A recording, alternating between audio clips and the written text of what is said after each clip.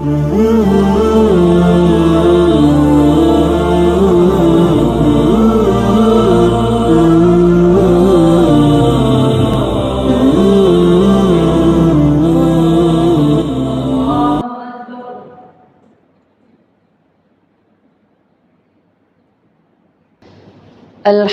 لله رب العالمين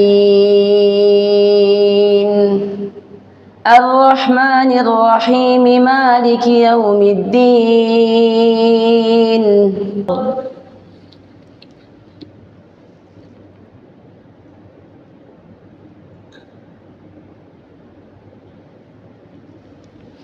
سمع الله لمن حمده الله أكبر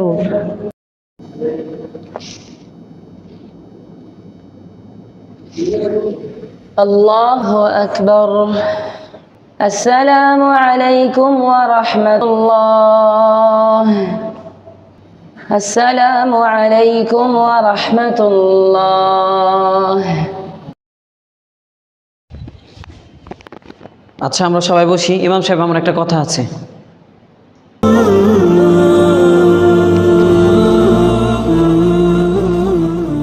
আমরা প্রত্যেকেই বসি, সেক্রেটারি সাহেব কিছু কথা বলবেন।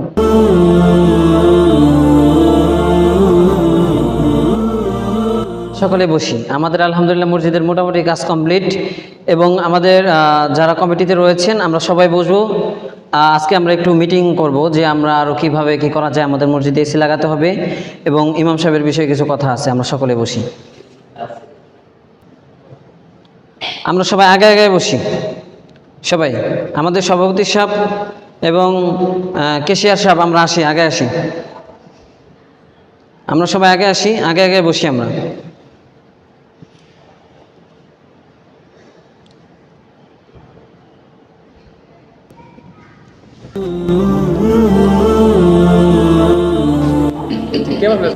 আলহামদুলিল্লাহ আমাদের মসজিদে প্রায় সব কাজই শেষ। টাইলস লাগানো শেষ, রং লাগানো শেষ, শুধুমাত্র আছে আমাদের এসি কাজটা। ওই কাজটা আমাদের করতে হবে। আচ্ছা কেশিয়ার সাহেব, আমাদের ফান্ডে মূলত কত টাকা রয়েছে? আলহামদুলিল্লাহ আমাদের ফান্ডে 10,20,080 টাকা আছে। তাহলে তো ভালোই হলো, এসির কাজ করে অনেক টাকা বেঁচে যাবে। আচ্ছা সভাপতি সাহেব, আমার একটা এখানে কথা আছে। আমরা বেশ কিছুদিন ধরে দেখতেছি আমাদের ইমাম সাহেব রয়েছেন, এর বেতন বাড়ানো হচ্ছে না।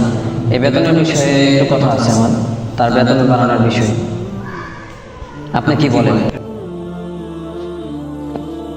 এই রাখো, আমি যে কাজটা ধরছি আগে ওটা কাজটা করে তারপর সামনে বাবা যাবে।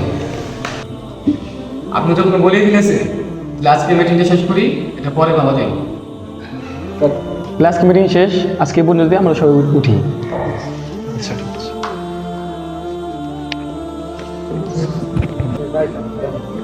কতদিন হয়ে গেল কমিটির লোক, তারা আমাদের ব্যাপারে কিছুই ভাবছে না।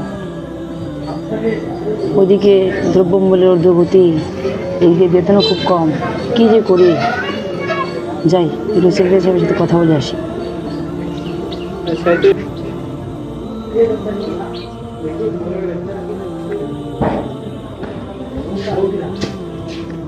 আর ইমাম সাহেব, আপনি এখানে বসে আছেন কেন? তো ইমাম সাহেব, আপনি এখানে এরকম ভাবে বসে আছেন, কোনো সমস্যা নেই?